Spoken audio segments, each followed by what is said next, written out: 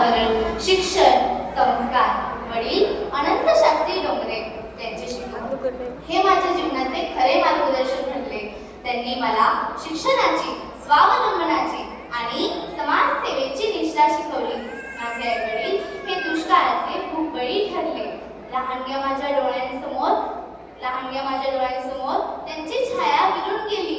उरलो फक्त आम्ही, मी आणि माझे बंधू. पण काही दिवसात तेही स्वर्गवासी झाले. जीवनाने मला एकटे केले, पण मी तग धरला.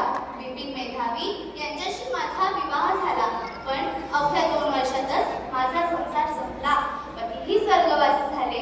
माझ्या पदरात फक्त एक नाजूक 8-9 महिन्यांची लहान मुलगी. एकाएकी दुःखाने विद्ध झालेली मी, पण हो, माझ्या डोळ्यात अश्रू नव्हते.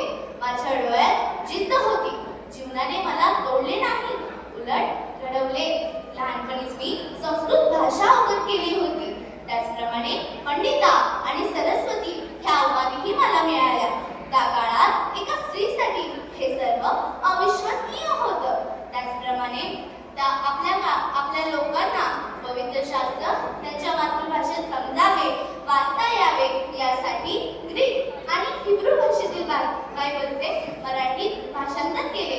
मी मानलं होतं, स्त्री शिक्षित असेल तर समाज प्रगत होईल. स्त्रियांनी आत्मसन्मान मिळवावा, स्वतःच्या हक्कांचा शोध घ्यावा.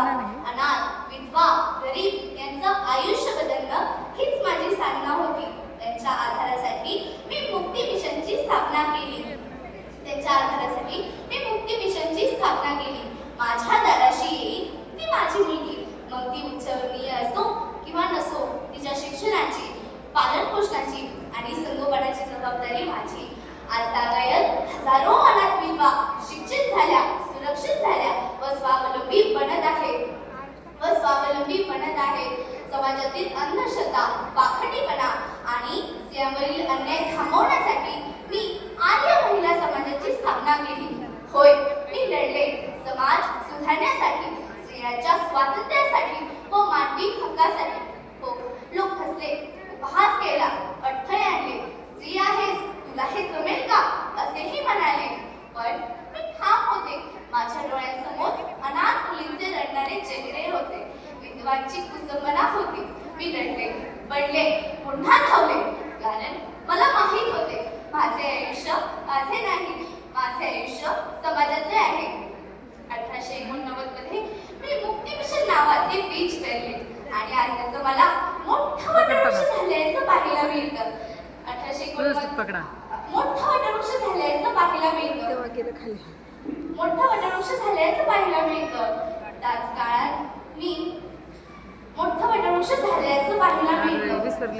माझ्या जीवनातील मोठं वटवृक्ष झाल्याचं पाहायला मिळतं. मी स्वावलंबी होते. मी मानलं होतं, स्त्री शिक्षित असेल तर समाज प्रगत होईल. स्त्रियांनी आत्मसन्मान मिळवावा, स्वतःच्या हक्कांचा शोध घ्यावा. अनाथ, विधवा, गरीब यांचं आयुष्य बदलणं हीच माझी साधना होती. 1889 मध्ये मी मुक्ती मिशन नावाचे बीज पेरले आणि आज त्याचं मला मोठं वटवृक्ष झाल्याचं पाहायला मिळतं.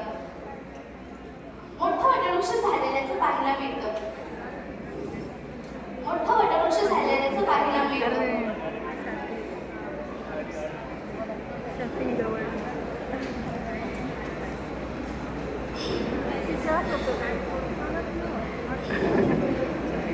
बंद करू का? मुक्ती मिशन आज 5 बोधचिन्हाने विकास करत आहे. हृदयाला आकार देणे म्हणजे शेपिंग द हार्ट, बुद्धीला आकार देणे शेपिंग द माइंड आणि त्यांचं आत्मबल करणे शेपिंग द स्पिरिट, सुंदर पर्यावरण घडवणे शेपिंग द एन्व्हायरमेंट आणि त्यांचं आयुष्य घडवणे हेच माझ्या हृदयातील ध्येय होतं. आज त्यांच्या शिक्षणात आज हेच माझे आयुष्य. लेकरांनो,